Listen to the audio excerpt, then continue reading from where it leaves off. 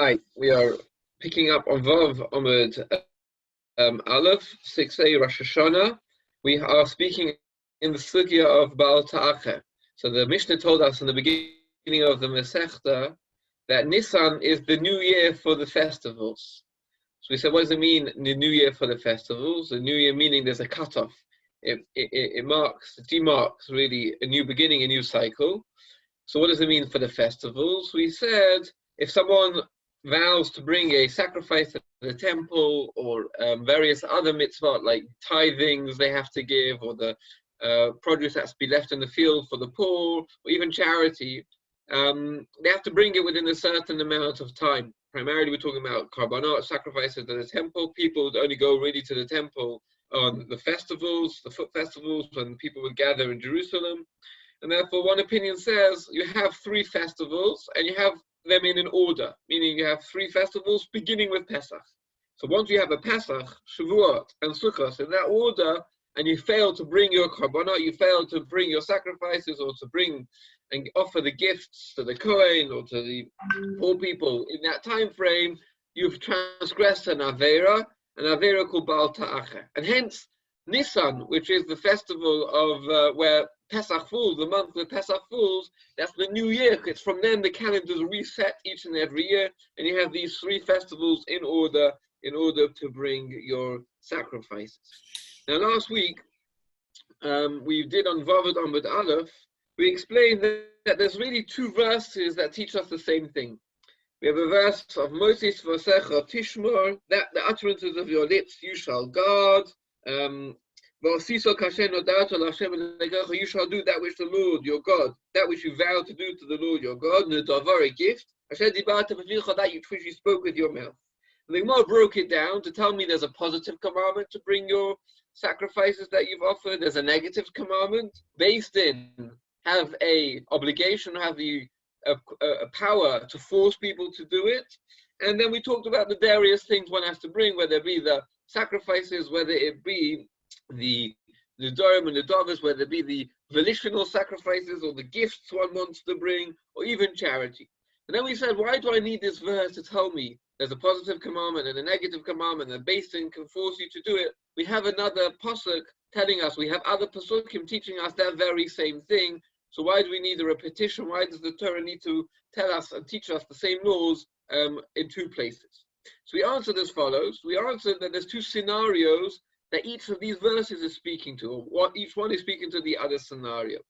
So that's what we were on here, two-thirds of the way down, if you follow in the cursor here. So Chad, one verse that tell me the Amar v'lo Afrish. An individual says, I will bring the sacrifice, I will do it. However, v'lo Afrish, I'm not actually willing to designate the sacrifice, to Afrish, to separate it out.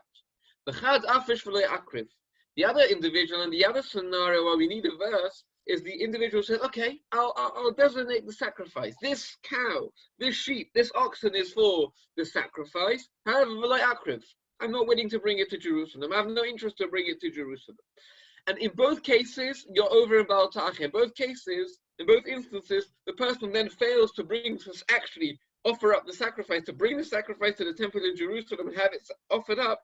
In both cases, if he fails to do so after three Chagim, in order those three Yom Tovim, he is over in Baal Ta'acheh. And in both cases, he has an asay, a positive commandment to go ahead. In both cases, based in to force him to do it.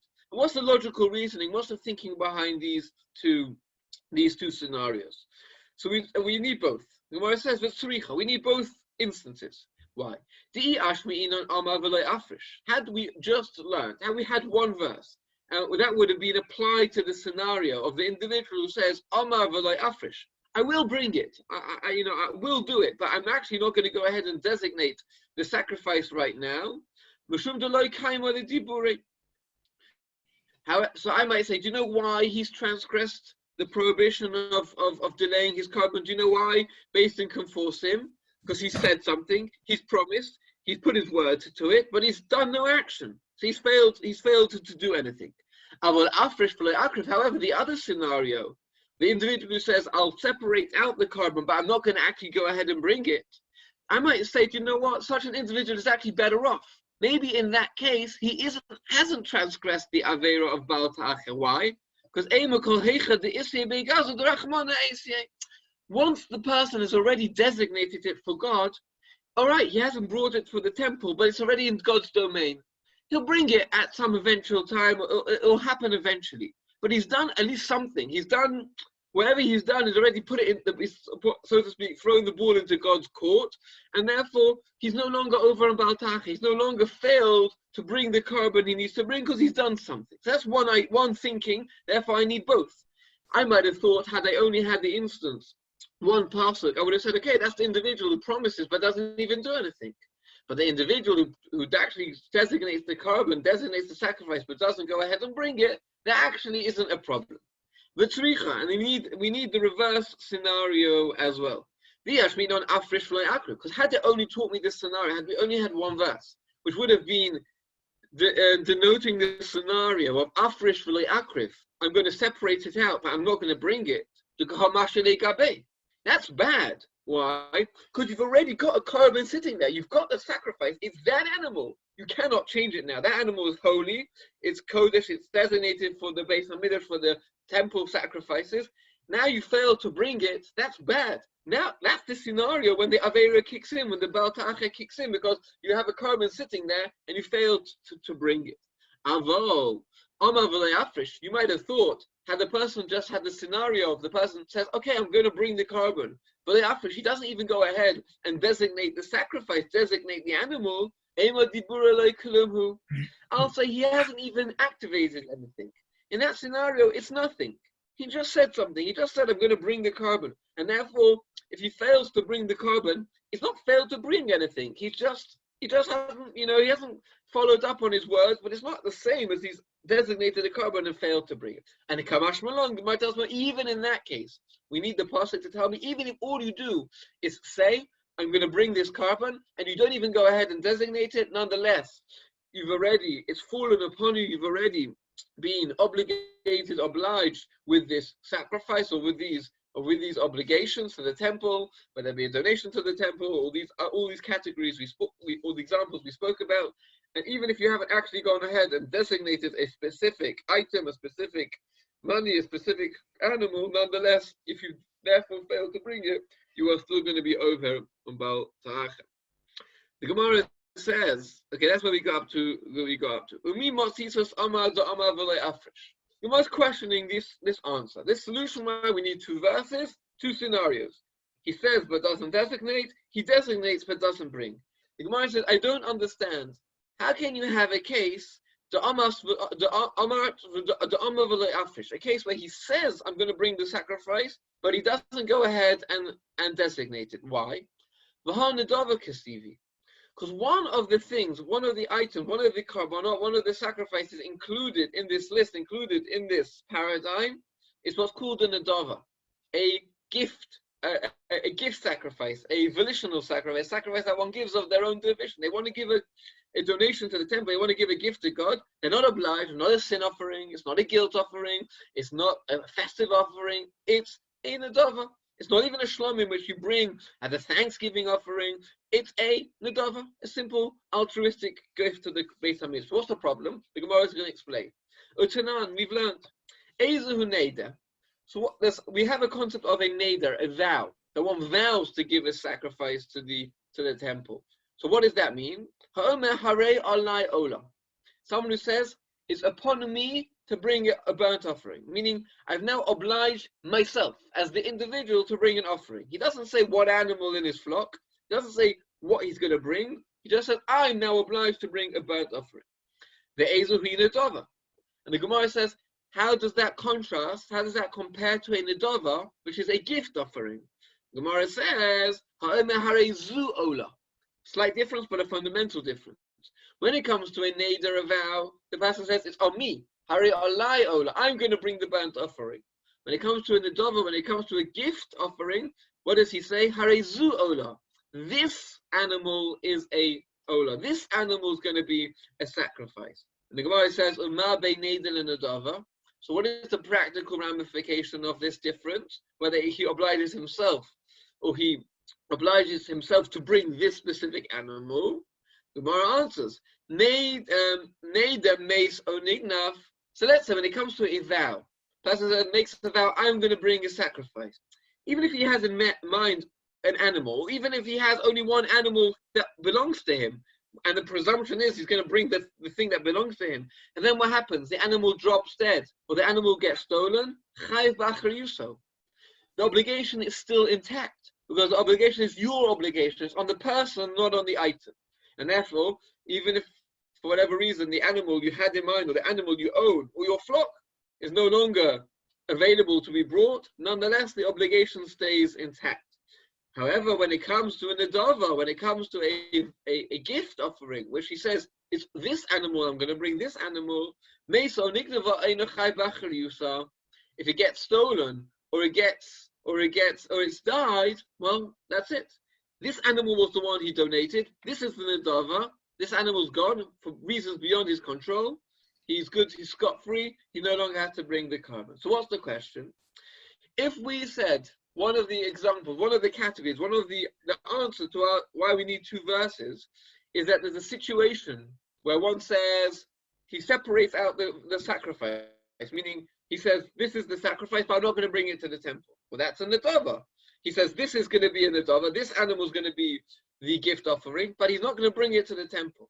But the other example, the other way of understanding the Gemara says the other approach was the person says, Omar v'loi afrish. He says, I'm going to bring a sacrifice, v'loi afrish, but he doesn't designate which sacrifice. And even in that case, he's chayiv in Baal Ta'acha. So how do you find... Yeah. So it's quite interesting. The Pasuk Motzos Vasecha actually says Asher Nodarta. So surely that comes to include an adava. It actually uses the word neder. But then look, 3 words later, Hashem Nikecha Nedava. Okay. To just finish the point, how do you ever have a Nedava which is Amar v'lei afrish? He says I'm going to bring a carbon, but he doesn't designate it. A Nedava by definition is a designated animal. That's what makes it different than a neder. A neder is that exact thing. I'm going to bring a carbon, it doesn't say which one, and therefore you always chayav, because even if the animal dies, it's on you. But if an adova is about this animal, how can you have a case of Amar v'lei afrish? He said, I'll bring the carbon, v'lei afrish, and he never designates it. Well, what's an adova? The whole point of an adova is this animal. Everyone with me? Got the Gemara's question? Gemara gives an answer. Amar Rava mishkachas lo. You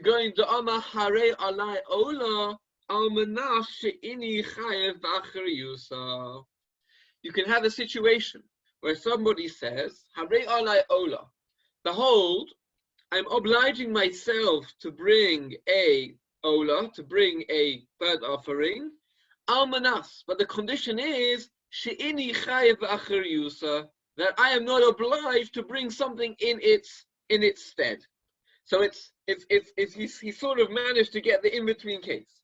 It's not a neder because he doesn't simply say, it's not a neder because it sounds like a neder, like a vow on him, because he says, I'm going to bring a carbon.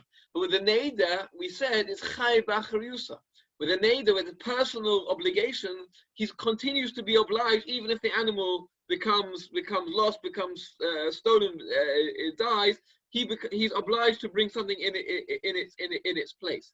But here, what's the person saying? Harei olai, it's on me. However, if the animal I plan to bring dies or stolen, I don't have to bring another one. So in effect, it's like in a dova.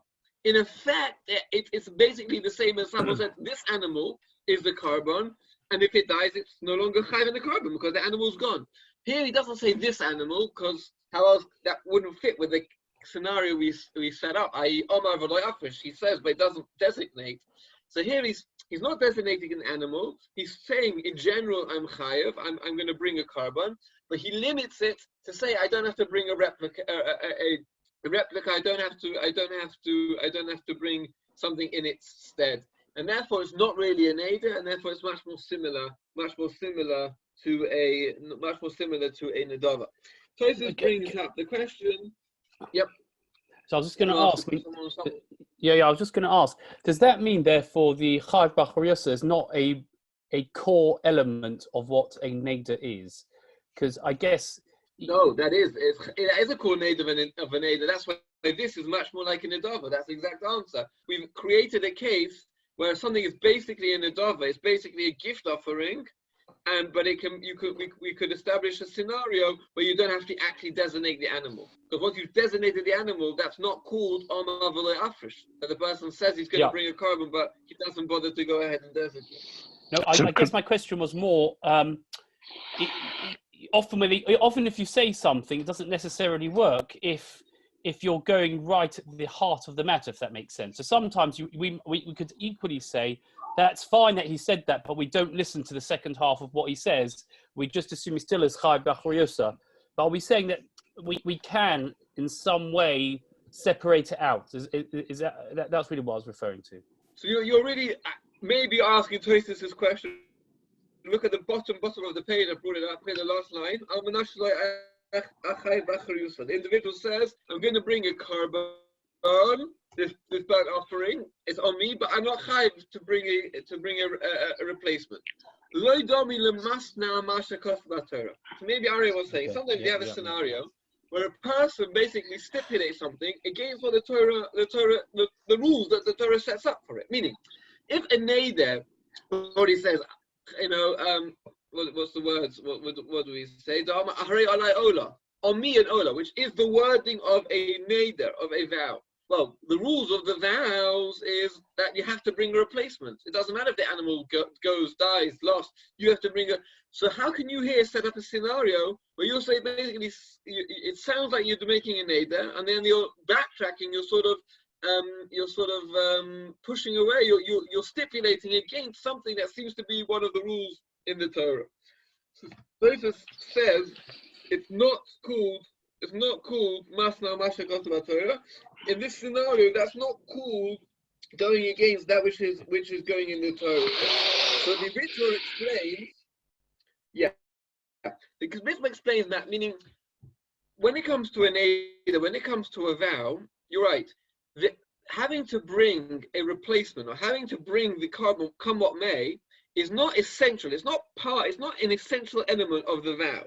Rather, one makes a vow, one obligates themselves. He creates what's called a shibud. He creates an obligation on himself, right? And the obligation on himself includes, even if the animal is stolen or lost or come what may, meaning it's sort of his mindset is that I'm going to bring the carbon come what may. It's not the definition of an Eidah. An Eidah doesn't necessarily mean, okay, it's not really what we would call in Lomdus a mitzvah gavra or chayvas hagavra, meaning this is brisker Torah, meaning some things are a chi of gavra and some things are chi of chesed. Meaning, it's not now that the person is really obliged. It doesn't really mean that I've created as I spoke it out, as I set it up, that it's a personal obligation that I cannot get out of.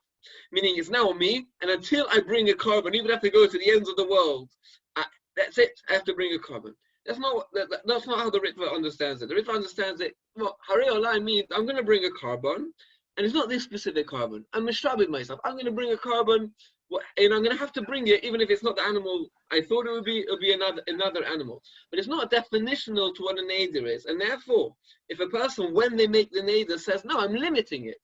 I'm making a neder. I'm making a vow, and it's different than a neder or a neder. I'm making a neder. I'm able to stipulate that it's not what you thought. You thought when you're making a neder, that means I'm going to bring the animal, if it gets stolen, if it gets lost, I'm going to bring another one or another one or another one. I'm able to stipulate. I'm able to say that's not what I'm thinking. I don't want to oblige myself to that extent. I'm bringing a neder, but I'm not obliging myself beyond X amount, beyond one animal, beyond. And if this one dies, it'll be a second animal. Meaning you are able to limit what would be the presumed self-obliged obligation. So could I ask why anybody would bring a neder and not just bring this halfway house? Pardon? Oh, well, why someone would bring a neder and not this halfway house? A neder is a higher level. Okay, a higher level carbon. Number one. There are Look, I can't tell you off the top of my head. There are differences. There are qualitative differences, and there are halachic obligation differences for a neder. When will someone have to bring a neder? Let's see in the Rambam. Hold on. When you bring a neder, where is this? I'm not going to be able to find it. I don't think in the. I'm not going to be able to find it in the second we have here. Rabbi Shmuley, I guess it's also probably not all about logic here, is it really? Because I guess you've got someone who wants to give a particular offering as a present. Right. Then you've got someone who wants to vow about it, and then you've got someone who wants to kind of be a vow but chooses to be slightly more circumspect. I guess it's about people's frame of minds and what they might want to do, rather than necessarily thinking about all the halachic ramifications, I guess. I don't know, but there are different. Meaning there are different categories of korbanot. I'm not holding in all the different. No, it's just that differences. I was thinking that, if the situation that you've just explained, this halfway house, almost it would be. You would think that people would be advised, if they were thinking of making a neder, to think very carefully, to be advised, don't do that. Think about the halfway house. Be careful what you're getting yourself into. Unless there's a very specific good reason. The pasuk in Novi says, better not to make a vow than to make a vow and not fulfill your vow. We're definitely anti-vows generally. But often a vow is a way of self-motivating. So that's why a neder is better than an adavar as well. Meaning a adavar is much more limited. Okay, I'm gonna bring this animal. I'm generous. This animal, I want it to be for the Beis Hamikdash. And if this animal doesn't work out, it doesn't work out. I guess neder is a higher level. The person says neder, like, no, I'm obliging myself. I'm really going to do it. It's on me. It's my obligation. I'm going to bring. I'm obliging myself to bring something for the Beis Hamikdash, and if it doesn't work out with this specific one, it's on me. It's more, I guess, a more magnanimous, generous type of offer, type of donation. But again, I don't recall off the top of my head. Maybe someone can help me. There are certain scenarios that oblige a neder, like you bring a neder in conjunction with certain things. I forget now. I forget. Okay, but that was Ari's question. That's Tosfos' thing of how it could be sort of legal. Okay, let's do a few more lines. Amar Rava mishkachas lo could go into Amar Hare Alay Ola Amar Nash Ini Chai Berchuis. We just did. So finally we said these verses both teach me beficha, that we see beficha is means tzedakah. When it comes to charity as well, you have the issue of all these categories. You've the asay, there's the positive commandment to give it on time. There's a loisa asay, there's loisa achad, there's a negative commandment not to delay it. Beis Din can force you to do it, and all the categories that we spoke about when it comes to korbanot will also apply to charity. Amar Rava, so Rava says, I don't understand. What are you telling me that we have 3 foot festivals? You have, nearly a whole year before you have a losase, before you have a negative, you've transgressed the negative command for not giving charity. When it comes to charity, one's obliged to give it straight away. Meaning, a person donates for charity. They've pledged to give to charity. You don't have 9 months to give it. You have to give it. You have to give it straight away.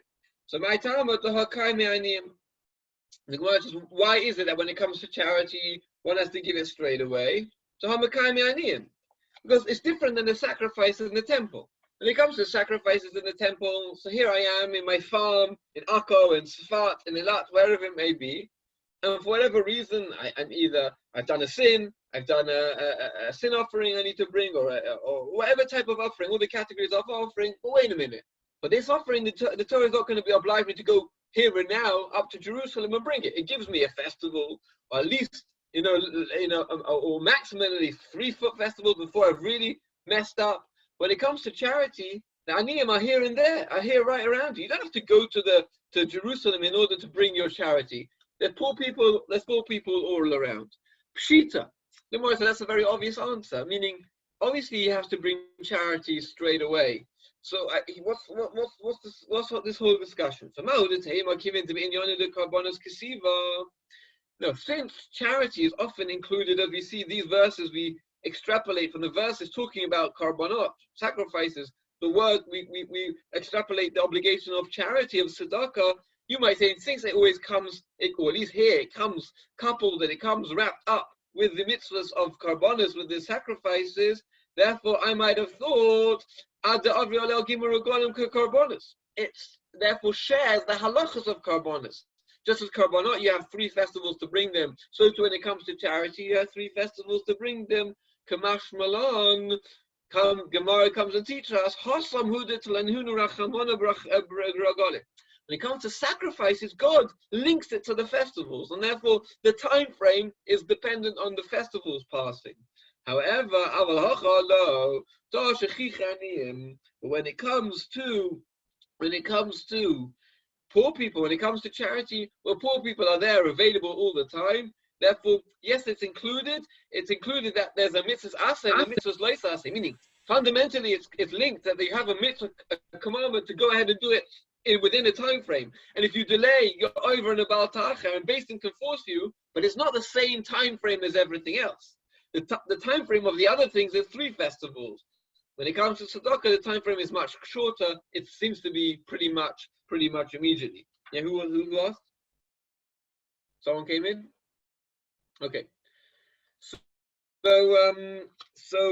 look, even within tzedakah, it could be that there aren't poor people around. So the reality is, once someone has set it aside for charity, or he's given it over to a trustee, or the charity collector, that's already got given it. Meaning, even if it doesn't get into the poor person's hands, but it's been clearly earmarked, it's been clearly set aside until the poor person is found, that would also seemingly suffice, and the person isn't over in Baltacha. Meaning, it's not the moment you have money to give to charity, that's it, until it gets to the poor person's hand.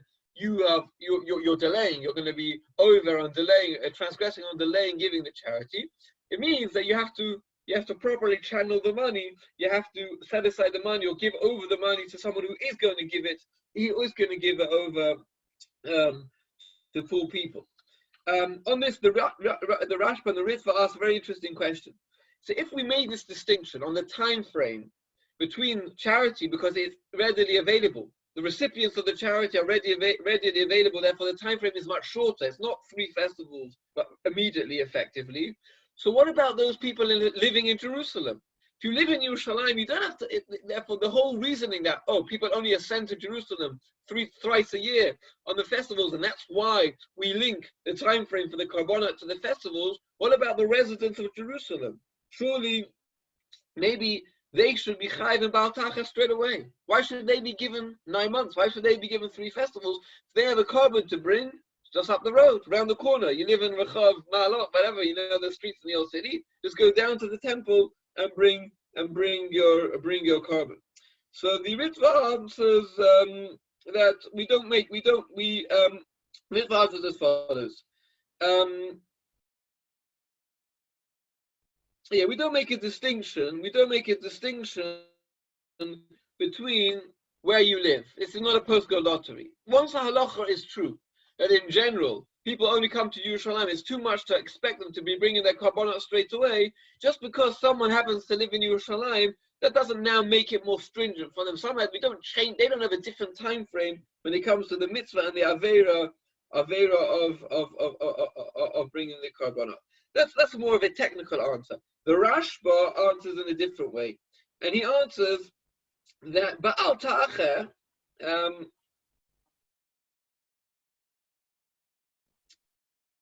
so he answers asking on the tzedakah. What's the answer? Let me just read this Rashba again.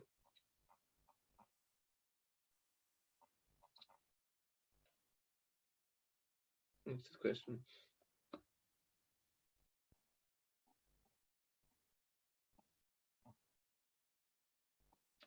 Sorry.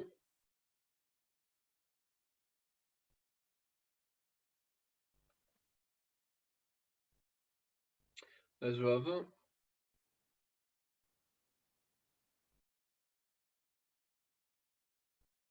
Okay, I'm sorry. I'm actually in the. We have to learn. We have to read the next line in order to understand it. Since it's already 8:33, and I don't know what time we're supposed to finish here. Let's just see two more lines. Actually. Let's decide. Actually, I think we'll leave it here. I think it's a new thing. It's a new figure. We'll leave that thing. We'll come back to this. We'll come back to the Rashba next time. All right, short share today, but we'll pick up next.